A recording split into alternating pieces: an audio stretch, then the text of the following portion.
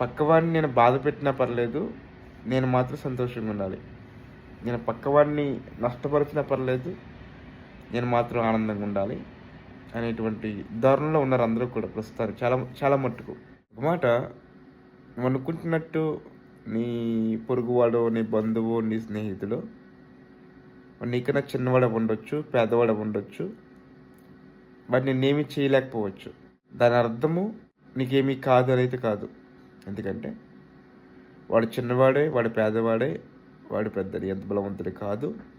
కానీ దేవుడు అనేవాడు ఒక ఉన్నాడు. ఆయన చూస్తున్నాడు, ప్రతి ఒక్కరిని చూస్తున్నాడు. ఆయన విడిచిపెట్టడు. బెస్ట్ ఎగ్జాంపుల్ బైబిల్లో నాబోతు అని ఒక వ్యక్తి ఉన్నాడు. చిన్నవాడు, పేదవాడు, కొంచెము భూమి కలిగి ఉన్నవాడు.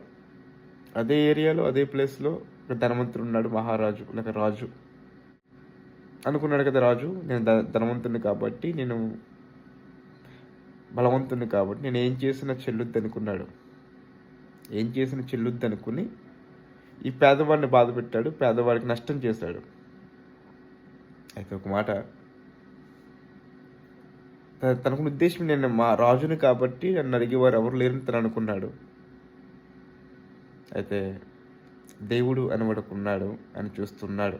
ఆ విషయం తను మర్చిపోయి నన్ను ఎవరు చూడట్లేదు కాబట్టి, నన్ను అడిగేవారు ఎవరు లేరు కాబట్టి నేను చేసింది చెల్లుద్ది అనుకున్నాడు.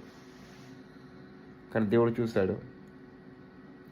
తను ఏమైతే అన్యాయంగా తను చేశాడో, తను ఎలాగైతే అన్యాయంగా ఒక మనిషిని బాధ పెట్టాడో, ఆ మనిషిని ఎలాగైతే తాను బాధ పెట్టి చంపించాడు అబద్ధ సాక్షుల ద్వారా, అదే విధమైన చావుని తను కూడా తెచ్చుకున్నాడు.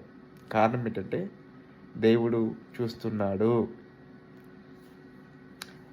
నీ ముందున్న వాళ్ళు, నీ పొరుగు వాళ్ళు, నీ పక్కింటి వాళ్ళు, నీ బంధువులు, నువ్వు ఎవరినైతే చులకంగా చూస్తున్నావో, ఎవరినైతే బాధ పెట్టాలని చూస్తున్నావో, వాళ్ళు చేతకాని వాళ్ళే, వాళ్ళు బలహీనులే, వారికి ధనము లేదు అయినంత మాత్రాన వారు ఒంటరి కాదు. వారి పక్షముగా న్యాయం ఉన్నది. న్యాయం తీర్చేవాడు దేవుడు. ఆ దేవుడే తగిన న్యాయమును తీరుస్తాడు. ఇక్కడ నాబోతు పట్ల దేవుడు తీర్చినట్లు. కనుక నన్ను ఎవరు ఏమీ చేయాలనుకోవద్దు,